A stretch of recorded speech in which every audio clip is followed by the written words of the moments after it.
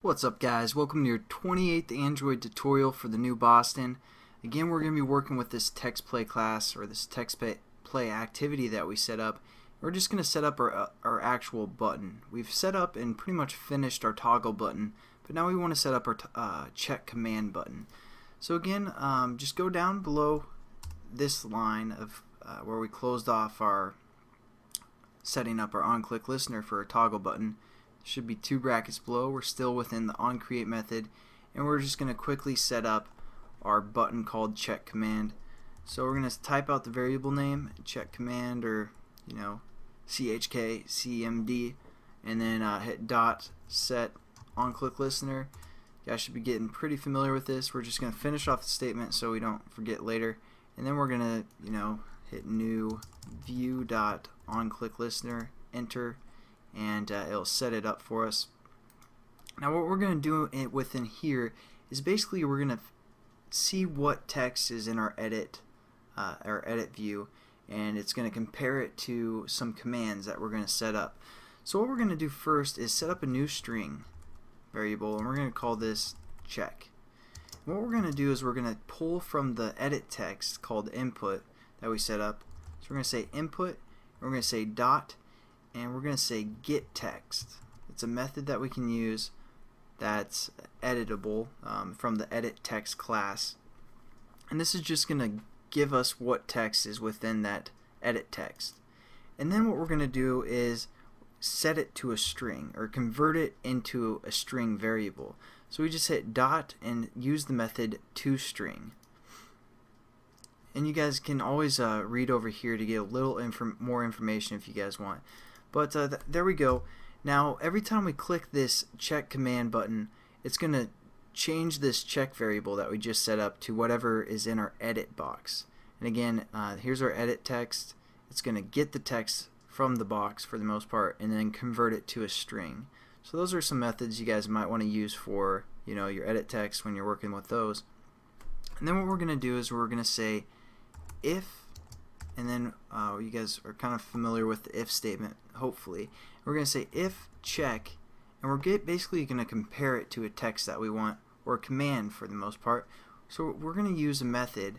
I mean, you'd expect, say, you might think of something like this: if our edit box for the most part equals Travis, we can do something, but you can't compare two strings like that, because again, this is a string for the most part, and this is a string. You can't compare them with the equal sign, which is pretty lame. But we have to use a method, so we're going to say if dot, and it says content equals, and it's going to compare it to a character sequence. So basically that means it's going to be case sensitive for the most part, and it's a boolean, so it's going to be true or false. So if our check or whatever is in our edit box equals whatever string we set up here, so we're going to say something like left. If I can type left, and then we're going to set up a pair of brackets right here. And so now if our edit box, if someone typed in left all lowercase, and hit enter, or hit the button called check command, it's going to set up this variable, pull the text from it, turn it into a string, and then basically so our check would equal left right now for the most part, and then it's going to compare it to this command left that we set up. So if our string equals left, and it's going to basically do whatever is within this statement. And then we're going to say else, just like we did before, but now we can say if. So it's basically going to check through this statement as well, and we can just kind of copy and paste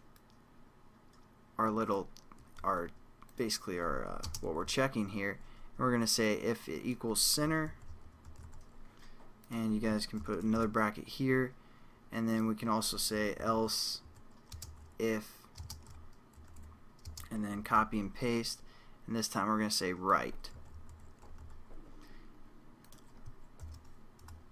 So there we go. I know we're getting a lot of brackets, so hopefully you guys are following along perfectly and you aren't getting errors or anything. But and that's also why we closed off that statement early, because you know, looking through all these brackets, you're like, dang it, where am I supposed to close that off? For the most part, I mean, I don't know if that's confusing or not, but hopefully you guys follow along, and then we're going to set up what these are going to do within the next tutorial, as well as set up some more commands and just have some fun with this text. But that's just kind of the introduction to the else-if statements. We did the if-else the last tutorial for the most part, or 2 tutorials ago, I'm not for sure. But this is the if-else, and we also converted a edit text into a string. So that's what we've done, and then we compare basically 2 strings together by using this method content equals, and then whatever we want to compare it to. So hopefully that made some sense, and hopefully you guys are getting familiar with how to set up these buttons so you can, you know, tell your friends, hey man, if you have a button you need set up, I'm your man. But besides that, thanks again for watching. We'll hope to see you in the next tutorial. Have a good one.